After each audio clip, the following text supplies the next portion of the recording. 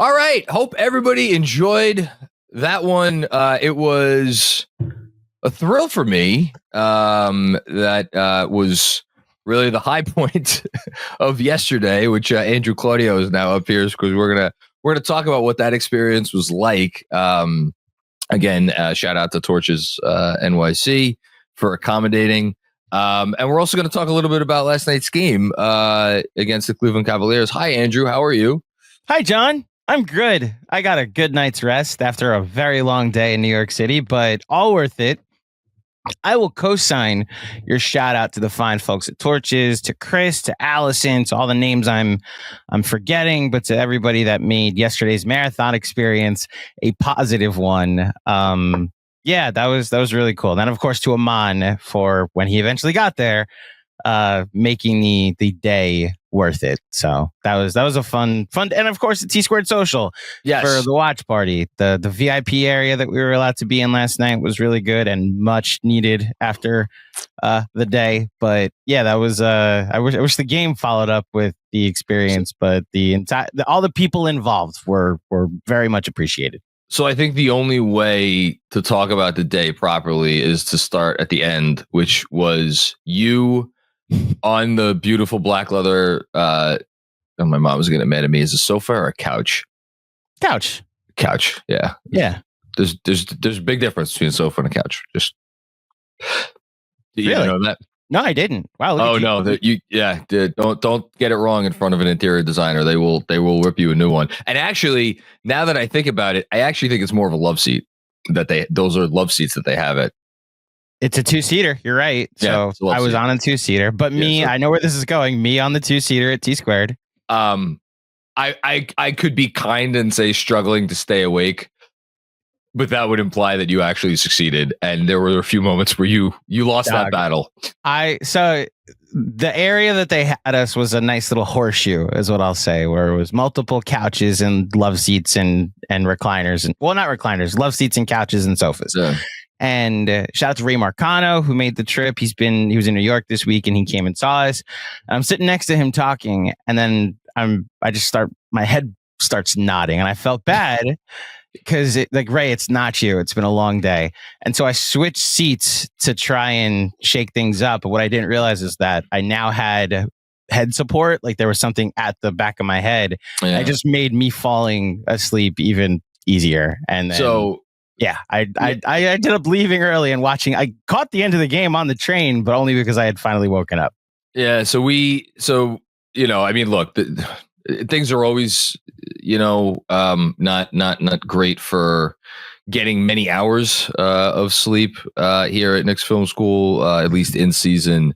This week has been particularly busy. And then yesterday, we were initially told that Iman was going to try to get there, close to 3:00, and that the interview would take place, maybe as soon as he arrived. Unfortunately, through no fault of his own, just to be very clear, his flight was delayed.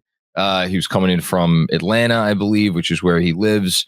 And then, so we were kind of, Andrew arrived. You got there, at 1:30 in the afternoon? I got there at 1:30 to build everything. Yeah. Yeah, and then I was there, by about I think 2:30. Thankfully, on my end, because I was also going on no sleep, I got a second cup of coffee on my walk over, so that was like powering me through the couple hours that we were kind of just sitting around chilling, waiting. But then even I think when it got to like 4:30, 5:00, I caught myself yawning, and I'm like, oh my god, if I'm sitting doing a live interview with Iman Shumpert and I stop to yawn in his face, this will be the first and last in-person, exclusive player interview that I ever do. But thankfully that didn't happen. But yeah, no, it was a day that I will certainly always remember because, again, we haven't done anything like this before. This is the first one of these sorts of things that we've done. Again, hopefully not the last. But it was just, part of me is very happy that it happened that way, because we got to talk to really, a bunch of people. We got to talk to Torches employees throughout the day, Knicks fans that rolled on through, a bunch of KFS folks were there. Shout out to, Jeremy and Sean and Kevin. Who am I forgetting? No, that was it.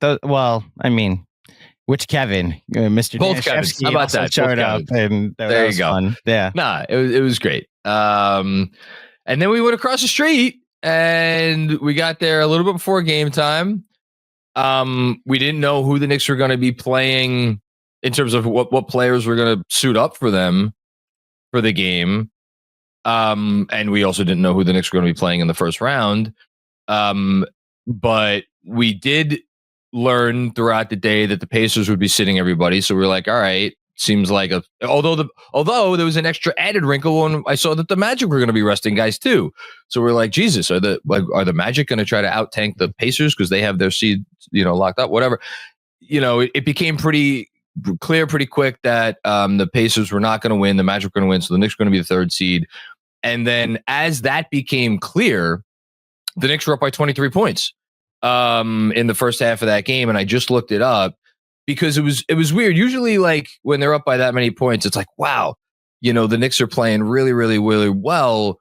They were playing good, to be clear, but they also shot 68% from the field in the first quarter of this game against Cleveland, after which they led 39-24. And the Cavs were not hitting shots nearly as well. And then they started off the second quarter with a nice little shooting burst as well to take that big lead. And then throughout the rest of the game, it was a weird feeling because it was like they had this big lead in a game that didn't matter. But it was like, okay, great. What a nice little bonus this is to maybe add on to a season that has had a lot of frustrations, certainly, and caused a lot of consternation. And then, it was so fitting for this team. That's how it feels right now. That the way that game went was the only way that game could have gone, thinking about what this Knicks team has been and how it has been for fans to watch this team and solidify their place as the most frustrating, arguably disappointing 50-win team in the history of the franchise. And that's what that night solidified for me. I'm curious where you ended up. Yeah, a lot's been made this year of the fact that you can't say this team's bad. You can't have a bad 50-win team. I agree, which I think is what's made so much of it tough to talk about. That the vibes, a word that might be overused at this point in Knicks Film School lore, the vibes just have been off about this team. The immaculate vibes have been non-existent this season. I don't know of a point where I was like, oh, we're cooking. No. It's like maybe that week where they beat Memphis and Denver leading up to the Lakers game, where I thought they would finally win a national TV game that we did a watch party for. But all that is just, like you said, a microcosm of that's how much we've had to reach. Like, we won 2 games against 2 teams that would eventually fire their head coach in stunning fashion. And then the rest of the season, there's like a really good win against Houston. There's a couple of really fun wins here and there, but it's largely just felt off. And I think the Tibbs discourse has, I think, overtaken a lot of the actual issues on this team. I think he has contributed to them, but it's why I'm very curious what version of this team we get for game 1 against Detroit. Is this going to be a team that actually looks different? Is this going to be the wake-up call leading into the postseason that they officially can say, oh, they went 0-10 against the top 3 teams, 15-29 against the not 15-29. I forget what the record is. That 15-22 or 15-21 against winning teams. Very bad against winning teams for the season. And there's going to be this reputation that they have going in that this is a formality. The Pistons are going to potentially beat you, and your season has an expiration date and everybody knows when it is. Yeah, I mean, the coach, look, anytime a team underperforms or leads, and you could say this team is going to underperform. Their over-under before the season was 53.5, and I think most people looked at that and was like, all right, that's fair. So they have underperformed. Looking at the record against very good teams, they've definitely underperformed. Anytime you get an underperforming team or a disappointing team the conversation amongst the fan base is going to turn to the coach primarily. It's inevitable. And like, that's not unfair, certainly. And like, cause it's not like, just like you can't, you can't give anyone a pass, including, by the way, Jalen Brunson, who was, and I was very happy. I didn't listen to DJ's entire monologue because I just got up a little while before we started doing this. I'm sure he touched on the coach at some point. But I'm glad, happy he opened it with Jalen Brunson and Jalen Brunson's defensive struggles down the stretch of the game. So yeah, the conversation's always going to turn to the coach, and there's valid stuff there. We've talked about it all year. It's justified. Yeah. It justifies to have that conversation, and it's also justified to speculate in the offseason, like, all right, if this team underwhelms in the playoffs, the coach is probably going to go. I think at this point, we're all in agreement that will happen. And I don't even know that anybody, including myself, would say that shouldn't happen, because it's sports. Like, you want to know who agrees with that sentiment? Tibbs does, because he says it all the time. It's part of our business. Coaches get hired and coaches get fired. Whether or not the coach is, 80% at fault for what's going on, 50%, 30%, 10%, whatever it is, it's just what happens.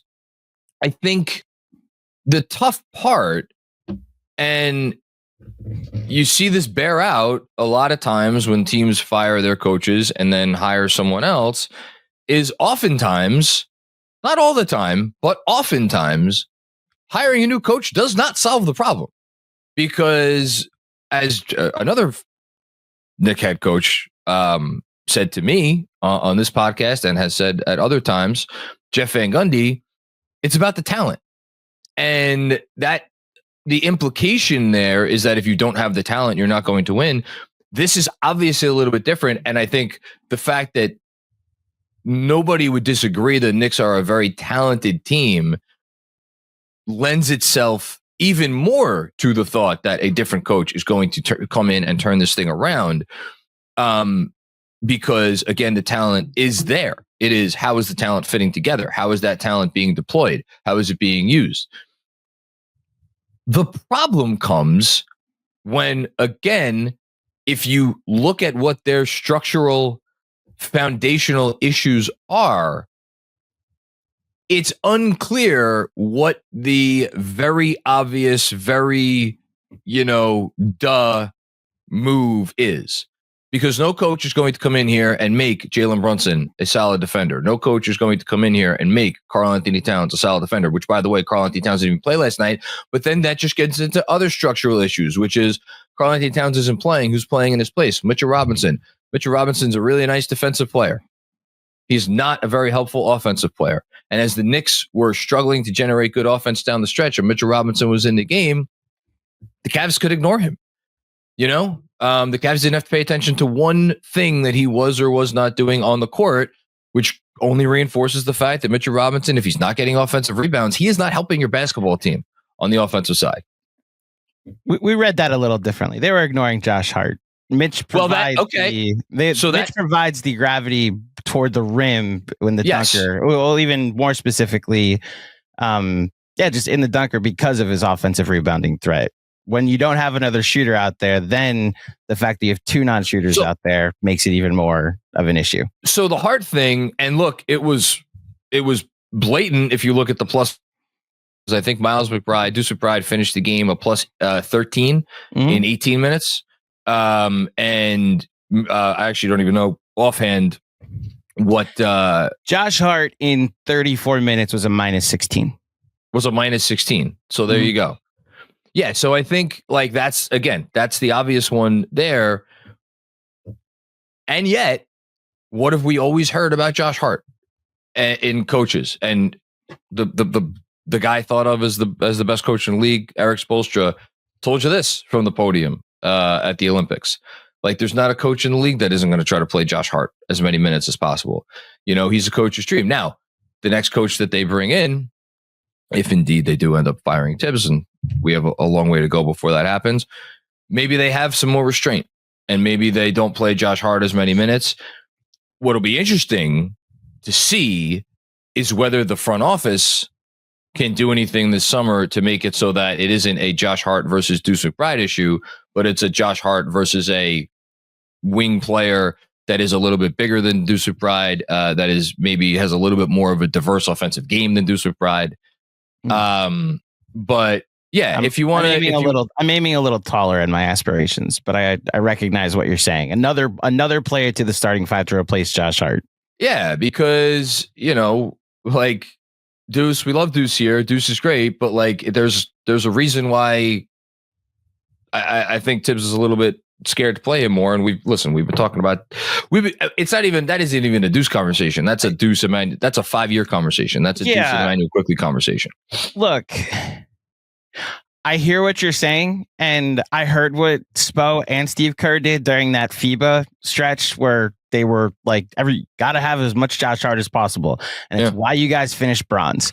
Okay, like you that mentality. Okay, John, it's not why. I don't know that's why they all finished on Josh Hart, but that thought and all the Josh Hart minutes when you have other guys that can contribute and potentially give teams another look. It's where he gets overexposed. I'm with Benji. We've all been saying this for months now. He's not playing as poorly as the numbers dictate.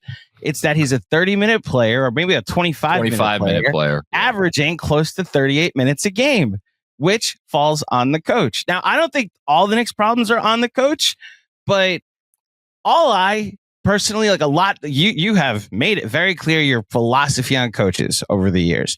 Mine is very much, did you try everything? It's why last year's my favorite Tibbs season. He tried everything. I saw Precious at the 4. I saw Deuce at the 2. I saw all these different lineups that you got to see throughout the course of the season.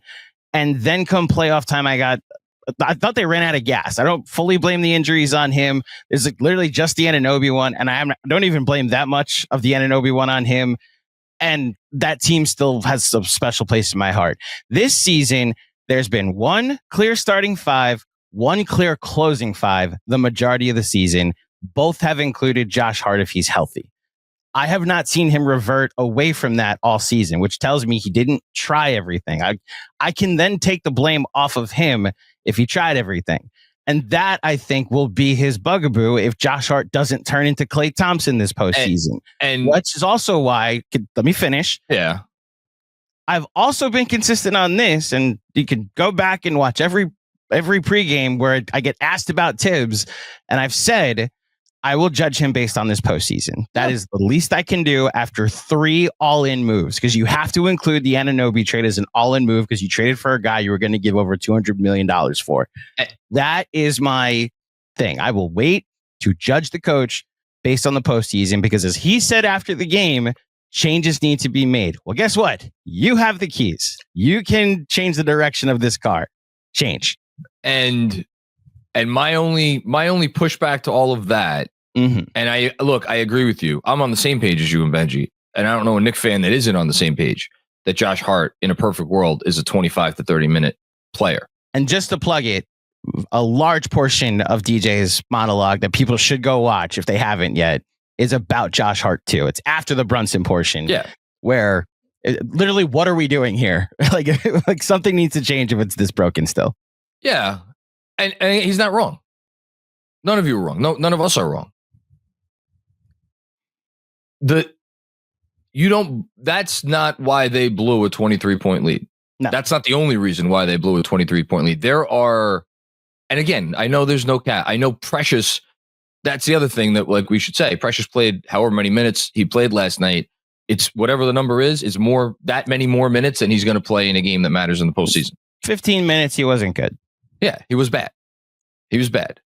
And they're not going to have that player in there because he really, unfortunately, oftentimes doesn't add anything. There are other issues here that, again, maybe those issues go towards the coach as well. But I think the tough part is when you're analyzing the situation and you're like, all right, what's the solution? How do we get back to playing with a toughness, with an edge, with a poise, all those sorts of things that defined your season last year in positive ways?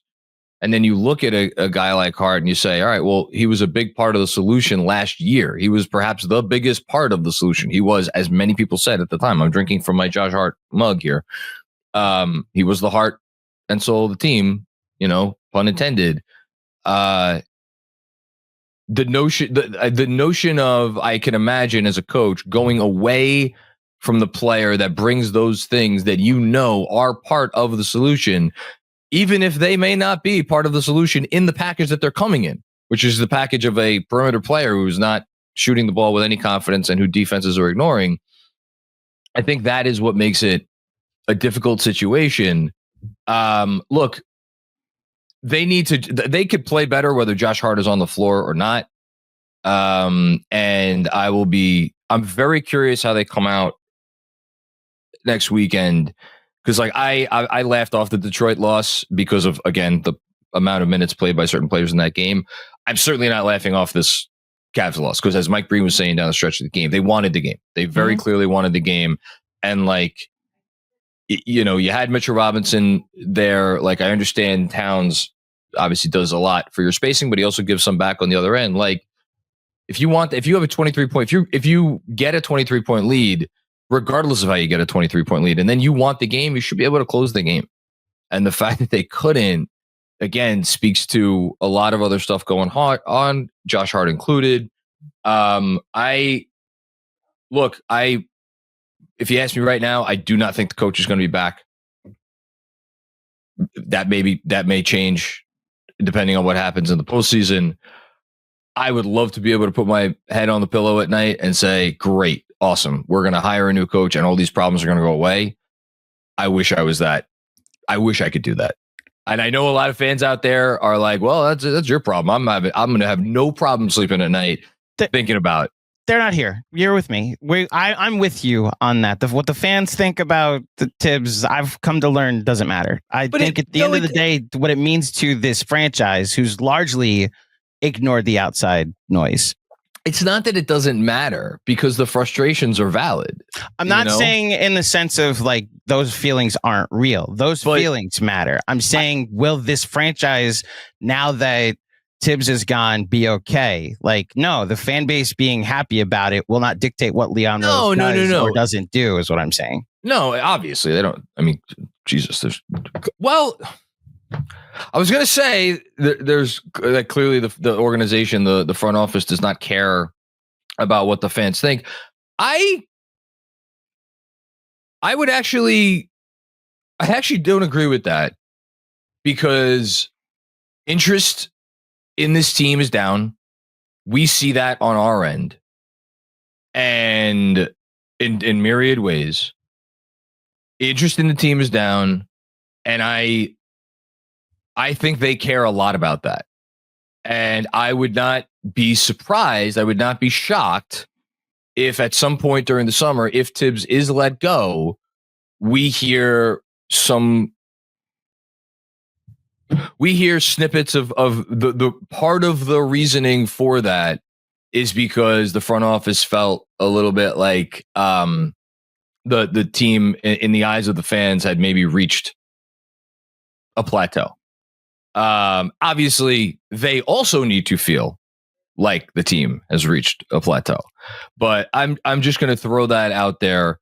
And look, I mean, I feel like we're giving the eulogy, and the life support system is still on. It's therapy. It's pre-playoff therapy. Yeah, but there is a very distinct feeling of whether it's in the first round or the second round. There is an extraordinarily distinct feeling that this is where this thing is headed. For me, at least right now. And I consider myself pretty good at like staying level-headed and even-keeled and all that stuff. I mean, we're at game 81. It's game 81.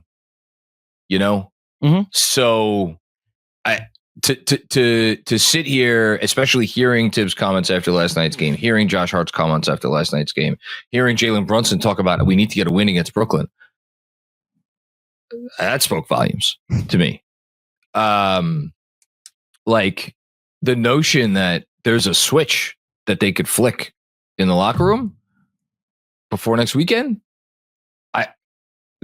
I hope there is, but it feels like this is where we are headed, and it is going to be, I feel like we said this last summer, but I never in a million years would I have said, and this is the last thing I'll say, never in a million years would I have said after last summer that this summer, the summer of 2025, would be a bigger summer ultimately for the direction of the franchise than last summer.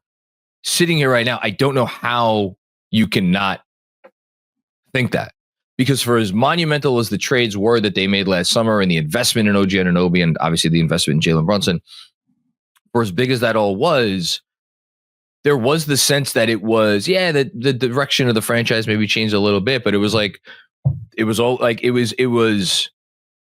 in the same course as where things have been headed. Yeah, they would have to shift how they play and the things that they prioritize and whatnot, but it was still in the same course. Now, there is the sense that they are, if they don't change course, it's going off a cliff, and it's about which direction do they change course to, and what does that look like? And that sort of, that abruptness of what seems to be impending is a unique thing under this regime. So we'll see what happens. I'm curious to watch it like everybody else. I'll say that. Plenty of ball game left still. Plenty of games still to play between an entire playoff run. The switch you're talking about, I was thinking about that Miami Heat team from 2 years ago that beat us, that just flipped the switch in the playoffs. As recently as their 2 play-in games, looked like a team that was about to blow it up. And if Max Strus doesn't get hot from 3 in the final 3 minutes, they lose their second straight home game against in the play-in, right? To the Bulls, which they will now play for the 3rd straight year in the play-in. Then an opportunity arose when Giannis got hurt and Jimmy Butler turned into Michael Jordan for a series. But more importantly, what happened to that team was the flip switched for all of their role players. And I've wondered if the Knicks have a switch like that. They don't have the championship, or they win a championship, but that Heat team had something to them that flipped. I've wondered, is there something that could just flip? And I wonder if it's a tough series against Detroit where their backbone has to be tested a little bit more so than potentially a finesse series that the Milwaukee series would have been. It's why I'm just as curious. I will judge this team based off of what happens in the postseason. This regular season, as we put a cap on it, was very underwhelming, which is, like you said, I never would have expected that to be the case going into it. Yeah, especially the way it started. I mean, it started off a little rocky, but like the offense starting off the way it was. Yeah, I didn't see it going in this direction. I'm not sure anybody did. Glad you said that, by the way. Starting off the way it was. Well, but in particular, the offense having like the greatest offense in the history of the franchise for a goodly portion of the season. That was cool. It was fun. And the schedule got tougher. Yeah. And they started playing worse. Don't get me wrong. That's why, like, with respect to our good friend Mr. Schmeelk, best offense he's ever seen. This team's been the 16th ranked offense since January 2nd. If you want to take out the portion where Jalen Brunson was hurt and they were bottom 11, they're 12th in offense since January 2nd, when they had the most difficult schedule in the NBA from that point on. And the teams got better that they played and guarded them differently. And it's why I'm curious to see if they are guarded the same way in the playoffs. Does the head coach adjust? And what is offense ultimately usually come down to? Usually comes down to making shots. They were second in the league in effective field goal percentage through at least some portion of January, maybe into February. They're 9th. Yeah. For the year. Not 9th since then. They are 9th for the year. And the fact that they are still going to finish as the 5th best offense in the league is a testament to some of the other stuff that they do. They don't turn the ball over. They still get some offensive rebounds. But yeah. Also, the very far head start that they got off to as well. Which is why I've never been a person that's complained about the minutes. I understood Tibbs saying, like, the schedule's going to get more difficult. I'm shorthanded now. We need to build as big a lead as possible in this record. And it's why they're going to finish 3rd with 50 wins. Yeah. Now you have to see what your playoff ceiling looks like. Yeah. Look, I know to a lot of fans who are like maybe a little bit more zooming out to see the forest for the trees are probably listening to this and like, are you guys on fucking drugs? No pun intended. You're talking about a 50. You're talking about a 50 win team here. We're a franchise that, like I said it the other day. There were combinations of seasons in recent memory where they didn't win 50 games between 2 years. And like, to me, you could say that indicates a loss of perspective on our part right now. And I'll hear that criticism. I will. But in my mind, it is just about the difference between first world problems and third world problems. Right. And when you are in the third world, you would say, my Lord, what I wouldn't give to have those first world problems. Right. And, it's like, is it that we're sitting here complaining about that we didn't, like, they ran out of, I'm trying to think of a decent analogy. Like they ran out of truffle butter for our perfectly cooked porterhouse. I don't think that's what this is. I think it's like you saved up for that meal, that you were waiting for at that restaurant you couldn't wait to go to, and you got there and your steak that you ordered medium rare came out medium well. And it's like, yeah, it's still pretty good. Like you're toughing your way through it, but like, man, you built it up and it's like, man, this isn't what I fucking ordered. I wish I could go back in time and go to a different restaurant. And that's kind of what it feels like right now. And the only question, and where the analogy obviously dies, is once a piece of steak is cooked, it's cooked. You're done with it. As of right now, I hope that we're not at the place where the steak is cooked and they're still going to a different restaurant. Here's how the analogy lives, John. You know what the best part of the meal is sometimes? Dessert. Dessert. And the playoffs will either be an outstanding chocolate cake, maybe the best one you've ever had, or it's extremely stale apple pie that potentially leads you to change the cook. And like a birdie on the 18th hole, doesn't matter how bad you played, that will keep you coming back for more. And look, that gets into a whole host of other issues. If they do have a great playoff run and the coach is back, I can't believe I'm asking that, but are we sure that's for the best? I think it would be, but yeah, I think it would be. They go to 7 with the Celtics, or my goodness, beat the Celtics in the second round. Listen, then now you go into your next transaction cycle again off of a great dessert and maybe some confidence back into the structure of this thing. That's all well and good. The fact that I have to sit here and stop you and say, we got to get there first. Yeah. Yeah. That says all you need to know about this team and where the season has gone. Okay.